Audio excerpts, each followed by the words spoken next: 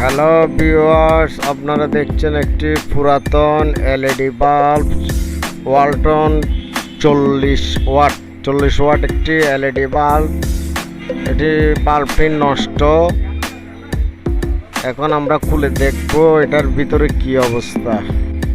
LED বাল্বের সবসময় একটি কমন সমস্যায় থাকে, এলইডি বাল্ব নষ্ট হয়ে যায়। কারণ এলইডি বাল্বের প্যানেলে ওই বাল্বগুলো থাকে সবগুলো একটার পর একটা সিরিজ করা। যে কোনো একটি বাল্ব নষ্ট হয়ে গেলে পুরো বাতিটাই আর জ্বলে না। তখন ওই বাল্বটা কেটে ওইখানে জ্বালাই করে দিলে, শর্ট করে দিলে তখন আবার পুনরায় জ্বলে। এটাও ঠিক সেরকম দুইটা এলইডি জ্বালাই করে দেওয়া হয়েছে, আরও দুইটা এলইডি নষ্ট হয়ে গেছে। এখন এটা আর জ্বালাই করলেও হবে না, এটা নতুন প্যানেল লাগাইতে হবে। এই যে আপনারা দেখুন, এই দুইটা শর্ট করে দেওয়া হয়েছে আগে, আর এই দুইটা এলইডি এখন বর্তমানে নষ্ট।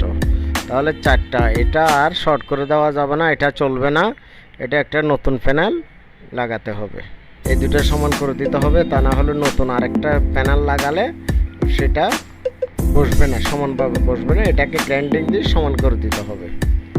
এটা সমান করে নিলাম। ভিউয়ার্স, আমাদের চ্যানেলে নতুন হলে একটা সাবস্ক্রাইব করে দিবেন অবশ্যই। পুরনো প্যানেলে যে দুটি এলইডি নষ্ট ছিল সেই দুটি আমরা এখন জ্বালাই করে শর্ট করে প্যানেলটা চালু করব। চালু করে আমরা নতুন পুরাতন দুইটা প্যানেল এলইডি টেস্টার দিয়ে মেপে দেখব একটার পরিবর্তে আরেকটা লাগানো যাবে কিনা।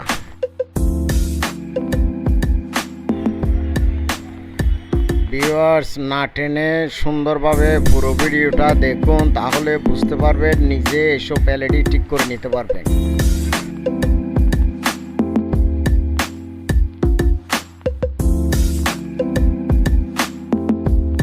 এটা হচ্ছে আমাদের এলইডি টেস্টার। এটা দিলে প্যানেল জ্বলে উঠবে এবং কত ভোল্ট সেটা দেখাবে।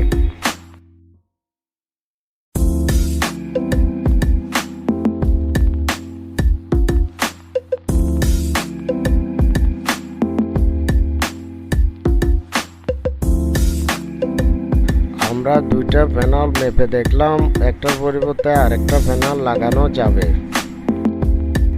আমরা নতুন প্যানেলটা লাগানোর জন্য মাপ দিয়ে ছিদ্র করে নিচ্ছি, যাতে ভালো করে স্ক্রু দিয়ে লাগানো যায়।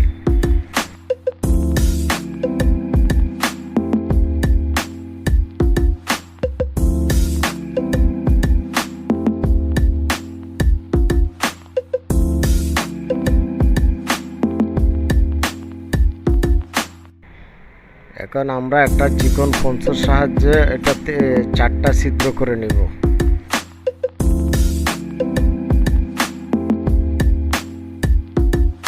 ছিদ্র করা শেষ। এখন আমরা প্যানেলটা স্ক্রুপের সাহায্যে লাগিয়ে দেব।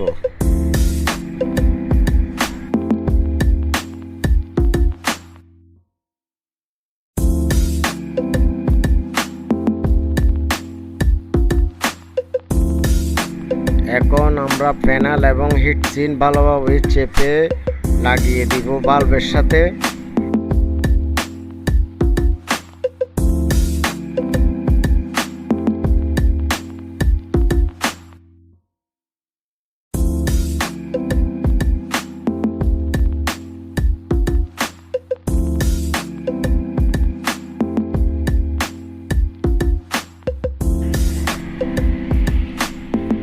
এখন আমাদের ফিটিং করা শেষ।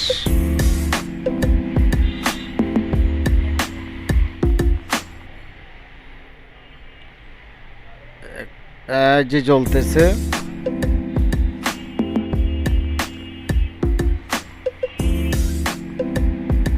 আমাদের কাজ এখনই শেষ। ধন্যবাদ।